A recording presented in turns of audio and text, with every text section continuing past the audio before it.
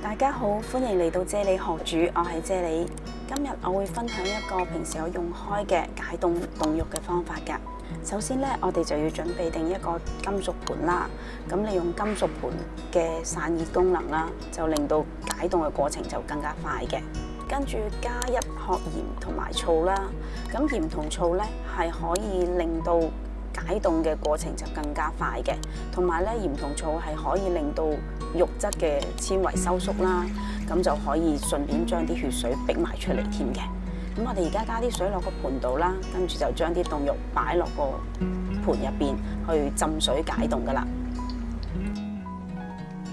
而家咧我哋就開始計時啦，睇下我哋要用幾耐先至可以將啲凍肉完全解凍啦。而家睇到我哋用時係31分鐘嘅，咁我哋嚟睇睇啲凍肉先。咁而家睇到啦，凍肉已經係完全軟身啦，即係話佢係已經完全解咗凍噶啦。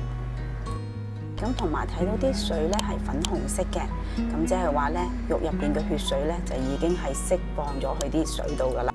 咁我哋而家咧仲要將解咗凍嘅肉咧用清水進一步洗乾淨噶。咁洗乾淨咗個凍肉啦，我哋就會用個梳呢啦，將佢擎乾水先嘅。擎乾咗水嘅肉咧，我哋仲要用廚房紙將佢進一步吸乾嘅喎。咁樣我哋醃製肉嘅時候咧，佢先可以好完全咁樣吸收到啲醬汁㗎。咁而家咧就睇到啦，已經係索乾晒水㗎啦。咁我哋就可以按照我哋烹調所需要嘅形狀嚟切割佢啦。